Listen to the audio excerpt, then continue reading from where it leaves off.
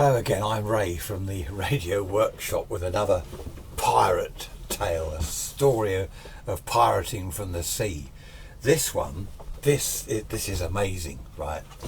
I've been keeping this one till last. Well, probably won't be the last, but right, it's quite a long story, so I don't want to drag it out. I used to listen on the trawler band, like 2 to 3 megs, whatever it was. I think down to about 1.6 megs, wasn't it? You've got coastguard stations, you've got 2182 kilohertz, KCs in the good old days back in the 60s, 70s. And what I would do sometimes was, from where I lived, I could see the sea. And I'd see a ship going along to Shoreham Harbour, and I'd call it, hello, all right, want to chat. A lot of them would ignore me. One bloke, he said, yeah, how you doing? I made up a ship's name or whatever, a boat. I was a little fishing vessel or whatever I was. And I got chatting to this chap. And I said, yeah, what you doing? He said, oh, he said, we're a coaster, what they call it, going around the coast, collecting and delivering coal and timber or whatever they did. Anyway, they were taking coal to Shoreham Harbour. And I had a quick chat with him, not too long, because it's a bit dodgy doing that sort of thing. He said, oh, I've got to change frequency. I said, okay, fine, thanks for the chat. And he said, have a listen if you want, 1.5 something megs. And I said, okay, yeah, I'll do that. And I thought, hang on, 1.5 something, that's medium wave. Anyway, he'd gone. Okay, he'd gone, that was it. I called him, he'd gone. So I tuned in on not this receiver, this is a repair job, but tuned in around 1.5 megs. Huge carrier, big carrier, S-meter around the stop and all that. Wow, I thought, what's this? This shouldn't be here. I knew medium wave well, I knew the band, I knew what was where and what shouldn't be here and there. And then this music starts, radio, whatever it was, ocean, I forget what he called it. Was it radio? Was it Life on the Ocean Waves or something daft? Pre-recorded, and there's this music playing, and it went on for ages. And I'm listening to this, thinking, this is fantastic. This is the bloke in the ship. We can't do this. That's illegal. He had said previously that he was a couple of hours away out of Shoreham, a couple of hours to go. So I listened for a couple of hours, and then sure enough, it went off. So I suppose he thought you best not transmit, from in the harbour, in the port. Anyway, that was that. It went off, and that was that. And it was 3, 4, 5, 6 weeks later. I was listening out for him. I knew the ship's name because I'd listened when he was on 2182 properly talking to Shoreham, so I knew his ship's name. And I always monitored 2182. And I heard him call Shoreham. This was weeks later. I heard him call Shoreham. He was, a few hours away down the coast or whatever. And so after he spoke to Shoreham, I gave him a quick shout. Montrose, whatever, fishing vessel Montrose, whatever I was. And we changed frequency because there was sort of all between 2 and 3 megs. There were various ship-to-ship frequencies, chatting frequencies, loads of stuff like that. Anyway, I got him. And he said, oh, hello, it's you again. I said, well, yeah, it's you again as well. I said, are you doing anything else on this trip? And he said, yes, I will be. We didn't say much more than that. He said, yes, I will be in a little while. He said, I just want to get a bit closer. He said, I can get a couple of hours on there. So what he obviously had was like a couple of hours of pre-recorded program. So as they came along the coast, by the time they got to shore, he could switch it off, and then they, whatever. Anyway, he said, are you far, sort of thing, are you far? And I said, no, not particularly. And he said, well, if you want to meet me there, come and have a look. So I wasn't sure whether he realised I was land-based or whether I actually did have a boat.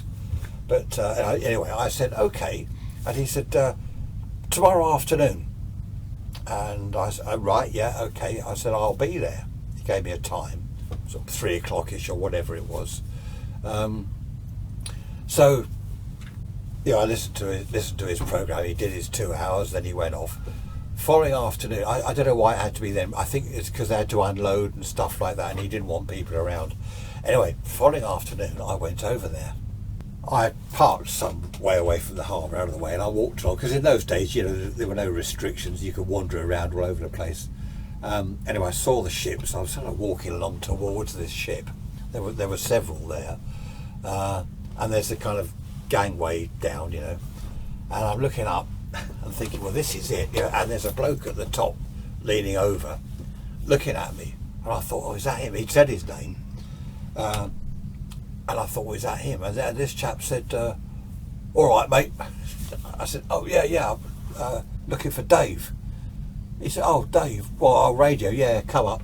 So I went up, and he said, down there, you know, and there's this kind of radio cabin or whatever, radio room, you know.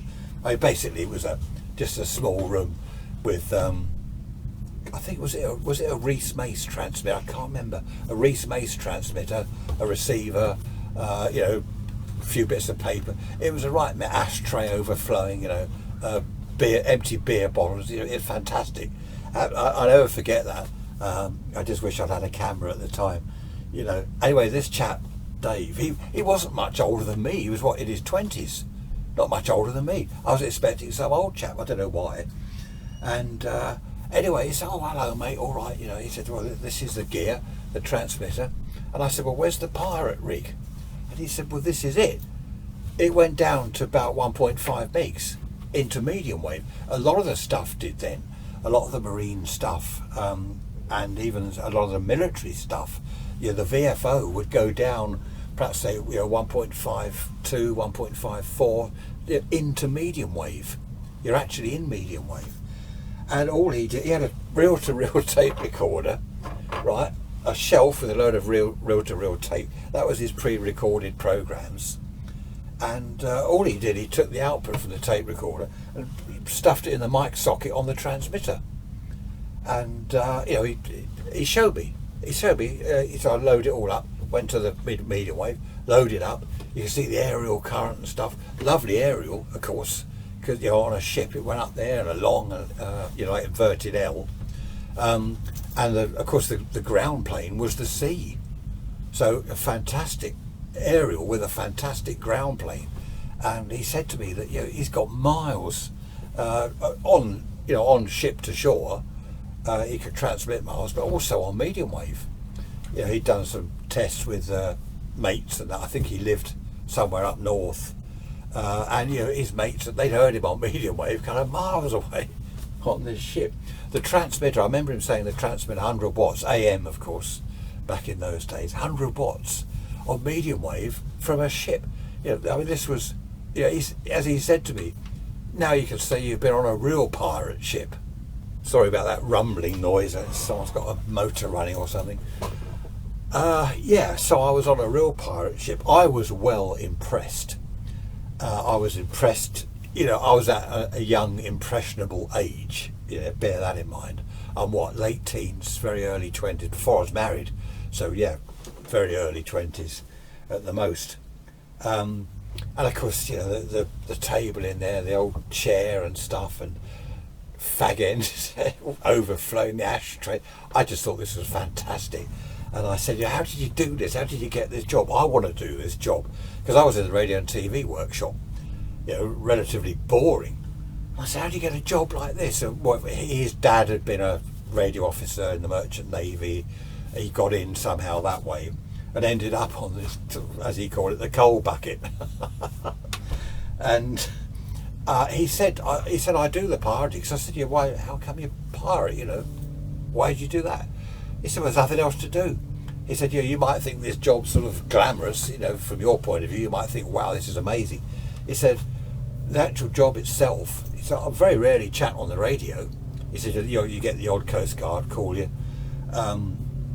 He said, "But basically, you know, I'm bored." They had a lounge. He showed me around the ship, and they had a kind of lounge place with a TV, you know, a couple of low tables and a couple of old sofas and stuff. There were a couple of blokes in there. So, "Oh, mate, the expletives." the language was, I mean, I was shocked. No, of course I wasn't. But I was just even more kind of in awe. Like, oh wow, look at this. These two blokes, whoever they were, sort of lounged on this sofa. The TV was on. And they're swigging probably Newcastle brown ale, I don't know, out of bottles. And I'm just thinking, this is fantastic, you know. As I say, at that age, I was impressionable. And I just thought, this is amazing. What a job. You know, on a ship, pirating on medium wave, talking to night and radio, coastguards, because he said they went all around the UK waters, not outside, just coaster, isn't it, they're called. And anyway, yeah, we went back to the radio room. I was there for ages. I'm just taking it all in. You know, this is fantastic, absolutely brilliant. Eventually I had to go, but I said to him, you know, if you're around again, and he said, yeah, I'll write down. He seemed to know where they were going. He said, I'll write down a couple of the next times we're going to be here. And he said, yeah, you can come over. So he wrote this down. But I used to chat to him. He said, listen at night on, was it 1.5, whatever it was, megs, medium wave. He said, have a listen some evenings if you're about. And he said, see if you can hear me. And I just before I left, I said, have you ever had any problems? You know, like coastguards? He said, well, no, they don't know.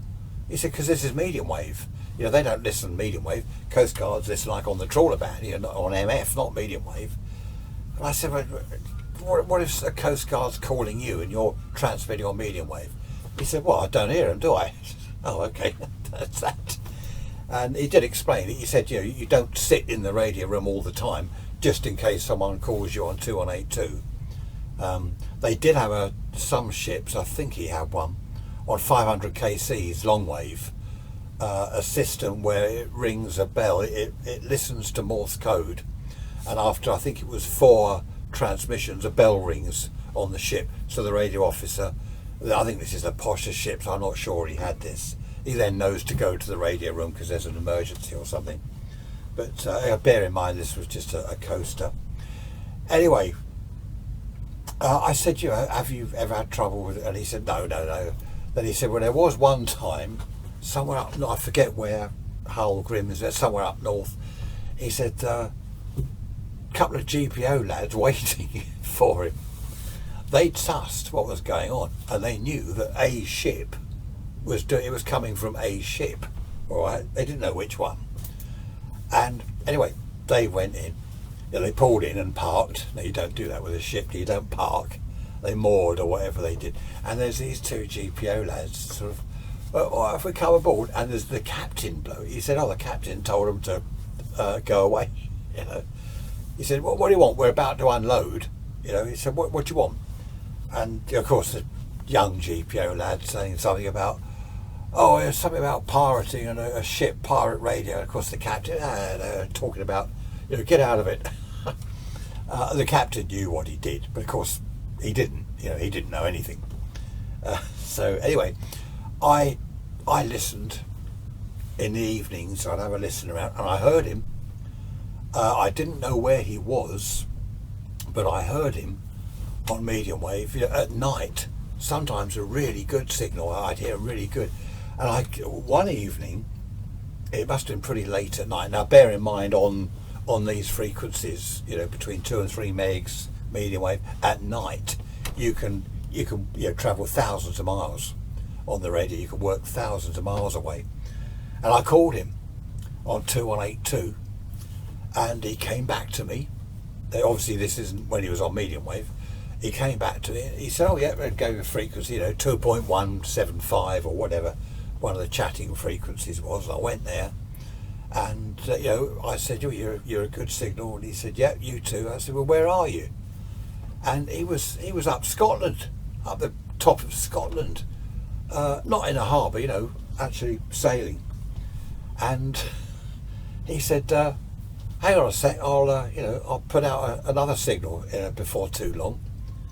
And I listened, and on medium wave from right at the tip of Scotland, absolutely amazing. It was a brilliant signal. Only 100 watts, as I said, but it was in the sea, perfect, you know, perfect earth for the aerial, the salt water beneath the aerial, perfect. heard it on medium wave. He found a clear spot where he was on 1.5, whatever. Absolutely brilliant signal. Bit of a sad ending to the whole thing, really. Well, not sad, disappointing. I'd heard him, or I heard the ship on 2182 coming along the coast. I called, didn't answer. So I thought, well, I know he's going to Shoreham. Next day I drove over there, walked along the harbour there. There was the ship. And there's this, I think he must have been the captain, this bloke used to sort of lean over the edge. And he said, all right, mate, how you doing? I said, yeah, I'm fine. And I said, Radio Dave about. He said, no, he's not with us anymore. So I said, well, where's he gone? He said, he got the sack. He got the sack. No, it's not funny. Well, it was funny, I suppose. He got the sack. He said, I think you know why. I said, oh, right, yes, I think I do. He'd gone apparently down to the Mediterranean, down Spain somewhere, and was working on ships down there. So he was still at sea. And I used to listen on medium wave. I never heard anything on his old frequency. I used to listen, wondering whether he was down the Med, transmitting on medium wave. He probably was. It's just I couldn't hear him. I really miss those days, Even just talking about it, it makes me feel quite sad. It was such brilliant fun all the time. Or, my teens, early 20s, it was just fantastic. There's pirating going on. There's the CCF, chatting there, 6.6 megs, Echo Charlie, medium wave. There's all this pirating going on. Everything was fun. I suppose I was young. I think it's fun now, but it was totally different then. Weekends, evening, we're pirating in the day. Evenings, if we weren't pirating, we were out clubbing, or both, pirating from clubs or whatever. We after the clubs we'd go up the downs. Well, there are other stories I can't tell you about, but oh dear, we had some fun. Yeah, a bunch of us around the clubs and things. Happy days, best days of your life, really, teens, early 20s. There we are. It's so different now. I listen around on, well, there's nothing on the trawler band. There's a little bit around, but well, there's interference. There we are. Happy days. I shall never forget them. And as I say, some stories I just can't tell you. They're dreadful. Thanks for watching. Bye bye for now.